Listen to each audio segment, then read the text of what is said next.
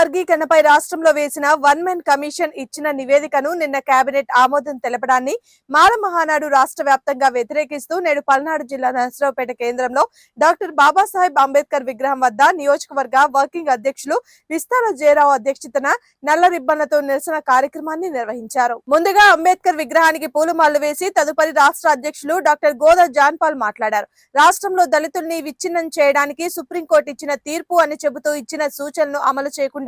Empirical data తీయకుండా రాష్ట్ర విభజనకు ముందు ఉన్న 2011 జనాభా లెక్కలను ఆధారం చేసుకుని ఒక పక్క సరైన సమాచారం ఇవ్వలేదని ఆరోపించారు. ఈరోజు ఆంధ్రప్రదేశ్ పల్నాడు జిల్లా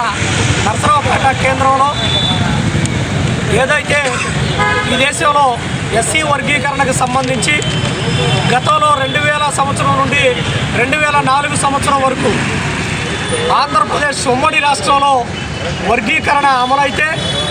అది ఈ రాష్ట్రంలో ఉండబడినటువంటి ఆనాటి ముఖ్యమంత్రి చంద్రబాబు నాయుడు గారు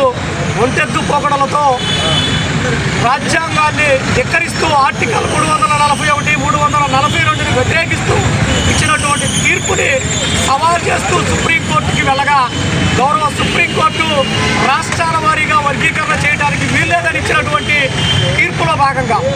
2004 నుండి నేడు 2025 వరకు జరిగితే గత సంవత్సరం 2024లో అదే సుప్రీంకోర్టు కేంద్ర ప్రభుత్వ కమిషన్ల ద్వారా కొన్ని సూచనలు చేస్తే ఆ సూచనల మేరకు ఆంధ్రప్రదేశ్ రాష్ట్రంలో వన్ మెన్ కమిషన్ వేసి వన్ మెన్ కమిషన్ అతి తక్కువ సమయంలో ఈ రాష్ట్రంలో పర్యటించి ఎస్సీల స్థితిగతుల గురించి అలాగే ఎస్సీల అభిప్రాయాల గురించి ఇచ్చినటువంటి ఫిర్యాదుల్ని పూర్తి స్థాయిలో పరిశీలించకుండా ఈ రాష్ట్రానికి నివేదిక ఇస్తే ఇచ్చినటువంటి నివేదికని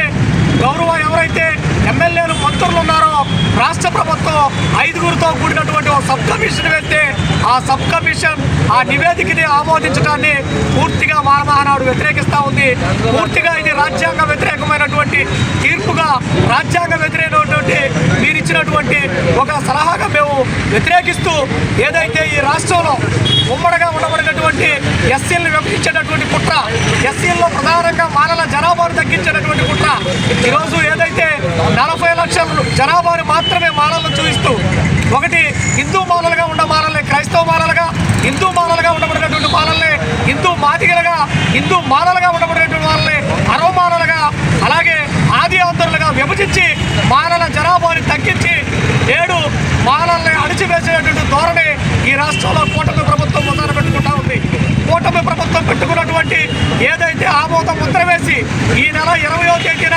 వర్గీకరణని అమలు చేస్తామని చెప్తున్నటువంటి తీరుని పూర్తి స్థాయిలో మాల మహానాడు వ్యతిరేకిస్తూ ఉంది. మీరు అమలు చేసినటువంటి పరిస్థితి కనుక ఉంటే